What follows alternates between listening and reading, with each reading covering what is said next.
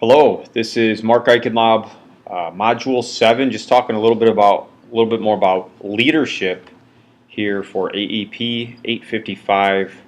The first part of our question was an interesting one about the human resource frame of leadership. And based on the video that we just watched, it to me kind of looked like leading and knowing that you're leading people. You're working in an organization of people, not just cogs in a machine. I really appreciated that because I've been in organizations where I just definitely felt like a cog in a machine. I think a lot of people have been that way.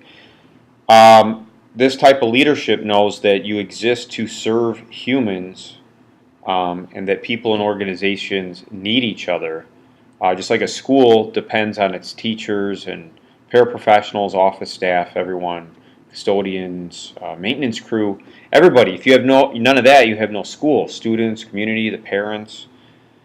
There's no school district, so kind of focuses on skills, attitudes, communication. Pretty important to get everyone on the same page, having the same goal. So appreciate knowing all these different types of leadership skills. I love the idea of kind of blending them all together, using different ones in different situations. For the second part of the question, we're looking at our personal hierarchy of priorities as a leader, and this was an interesting thought experiment. I really had to think about it. I had to cross this out a few times and kind of move some things around, and I was able to split people up that are in a school community that I split them up into 3 tiers. My first tier as leader of the building is going to be the teachers and the students. So I understand this might cause some questions to be raised. Essentially, these are the people as a leader, I feel like, thinking back to that video with Jim Kouzis, that if I'm going to have the best impact as a leader, these are the people that I spend the most time directly interacting with, and I feel that as a principal, these are the people that I should be first and foremost representing. And if I'm going to be their leader, they need to see me often. I need to interact with them most, and these are the people in the building, compared to some of the other people that I have the greatest opportunity to interact with, to lead, to get input from and vice versa. So my tier 1 would be my teachers and my students.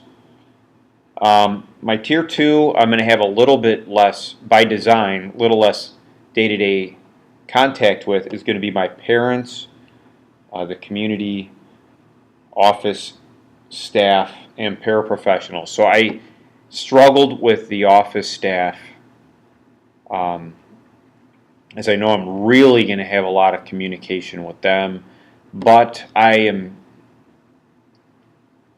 convinced that the way schools are normally set up is not really working that well, and we need the principals as leaders to be a little bit more hands-on in the classrooms, working with students and working with teachers. So I have pushed the office staff down into tier 2. I would also have parents and community there. Yes, this isn't to say they're not important, but the average parent, the average community member is going to have a lot less interaction time with teachers and students in my ideal world. Yes, they're important. They will have a two-way communication with the principal, but they're not going to have as much time interacting with a principal, because he's not leading them either. He's kind of parallel to them in the community as they work towards a goal. Paraprofessionals I would also put in there. Yes, they're interacting with me as the building leader, but they're going to be a little bit more with the teachers, and they can relay messages to the teacher to me. I understand this is not putting down paraprofessionals, but in my system, I cannot be an effective leader trying to please everybody and trying to spread my time out with everybody. I am going to concentrate it on the teachers and the students, and so that would be my tier 2. Again, my tier 2, parents, community, office, and paraprofessionals. My tier 3 is going to be my maintenance staff, cooks, custodians, and alumni. So they are actually going to contact teachers or possibly even students, but primarily office staff if they need to contact me. But I don't envision myself having a lot of day-to-day interaction time with them. They're fairly self-directed and self-guided. My contact time will be far less than the day-to-day that I want to be involved with teachers and students.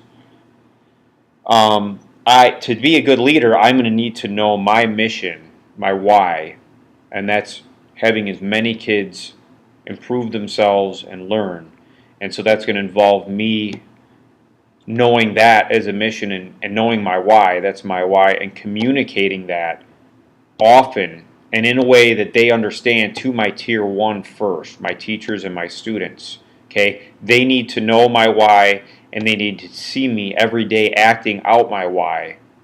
Okay, is to help them. So that means supporting my teachers, putting in a rigorous curriculum, supporting the students in any way that I can to meet that curriculum and challenge them academically.